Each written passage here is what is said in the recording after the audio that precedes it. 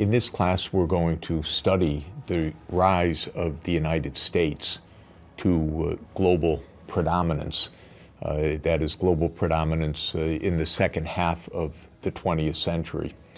But the story of America's rise from a few small colonies of Britain beginning in the 17th century, and then the emergence of those colonies as independent states, and then the union of those states into a United States of America at the end of the 18th century. Then the expansion of the United States as a major economy and as a continental power in the 19th century are all part of this story.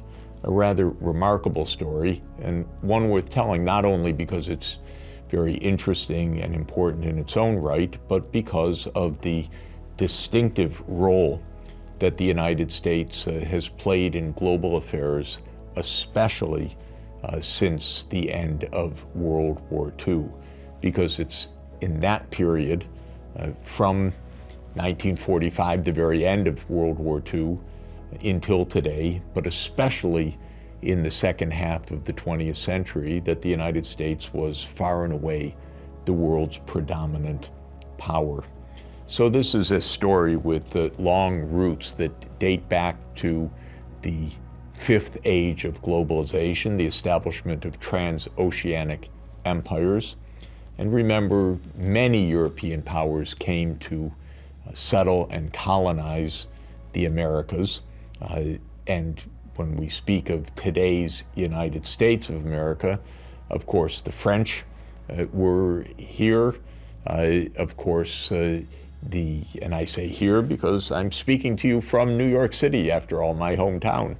And the British came, the Dutch came.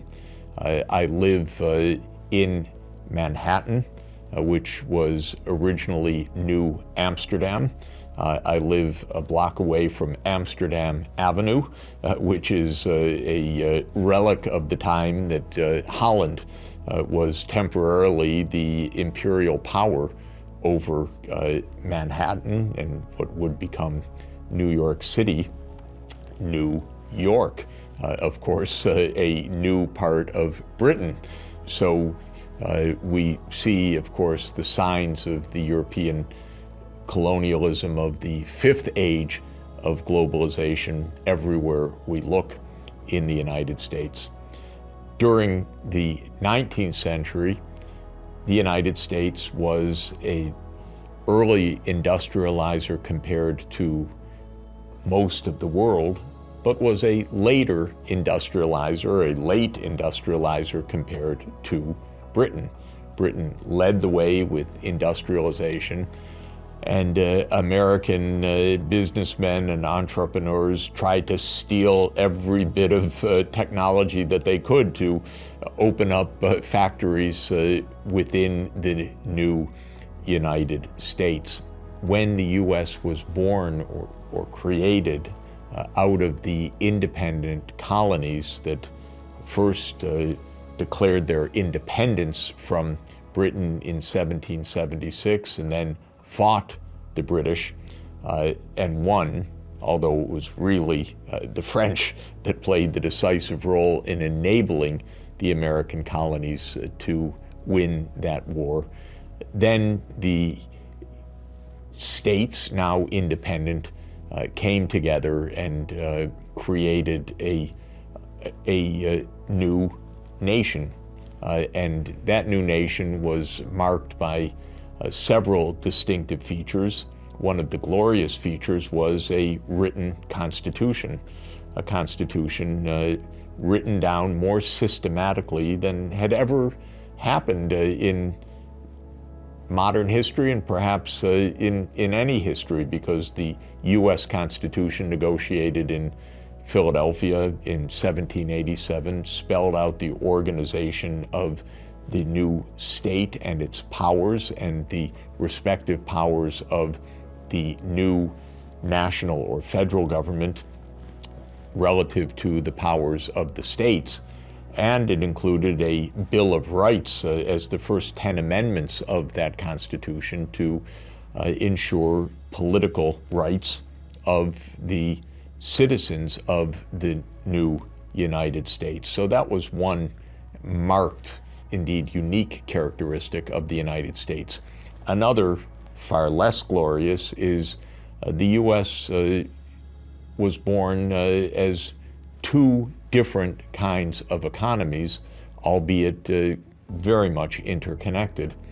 The north of the United States was primarily smallholder farmers, merchants engaged in trade and commerce, and new industrialists, whereas the south of the United States was mainly smallholder farmers or larger farmers owning estates or plantations that were manned brutally by African slaves and African slave dependents. So the society developed in two parts, a largely or totally free society in the north and a slave-owning society in the south. The north more industrial and commercial, the south more agricultural and based on slave labor. And of course, the two parts of the United States were interconnected because the traders and merchants in the north had a lot of financial stakes in the plantation economy of the South, and indeed processed much of the cotton grown in the South into textiles produced and exported by the North.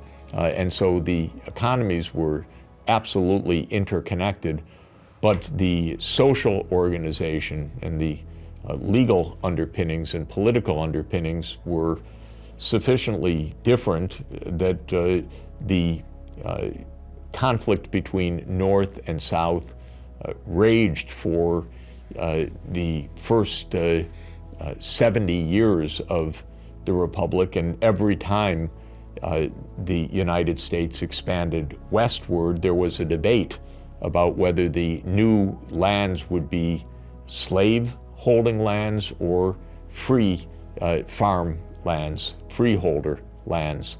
And eventually, of course, unlike just about every other part of the world that ended slavery in the 19th century, in the United States it came to blows. Slavery was only ended in the United States by a brutal civil war that took hundreds of thousands of lives, that was devastating socially, materially, psychologically, culturally, but in the end, in 1865, the North triumphed and slavery was abolished as a result of the Northern victory. Alas, while slavery was abolished, many of the institutions of white supremacy absolutely remained and would remain in place by law for another century and more, and would remain culturally in some places until this very day. So this is another distinctive element of the United States, unique in the world, and having to have a war for slavery to end. Another dimension of America's uniqueness was the vast expansion of this colonial settlement and then United States westward. Of course, the lands were not empty. They were filled with American Indian populations that had lived on these lands for millennia, dating back more than 10,000 years in many cases. And the process of the westward expansion of the United States was therefore a very violent, brutal, and often genocidal expansion of the white states and white supremacist power dominating the Native American populations. That process of westward expansion continued throughout the 19th century and was completed essentially towards the end of the 19th century as America became a full continental power with the states running from the eastern seaboard on the Atlantic Ocean all the way to California, Oregon, and Washington State on the Pacific coast, and with a lot of territory in the meantime grabbed from Mexico in the middle of the 19th century. It is by then, as a continental power, that America was already a giant economy in the world, already a major industrial power, already a powerhouse of innovation, but not a global power. But it was almost upon the fulfillment of what was called manifest destiny, the destiny of white people to rule over all of North America and for the United States to expand across the continent, that the political leaders of the United States rubbed their hands and said, now it's time for our empire building. And so it was in 1898 that the United States instigated a war against Spain and took possession of Spanish colonial territories, including Cuba for a period of time, including Puerto Rico until today, and including the Philippines in Asia as a new U.S. imperial possession that would be part of the United States for decades to come. In the first half of the 20th century, the United States was an economic powerhouse.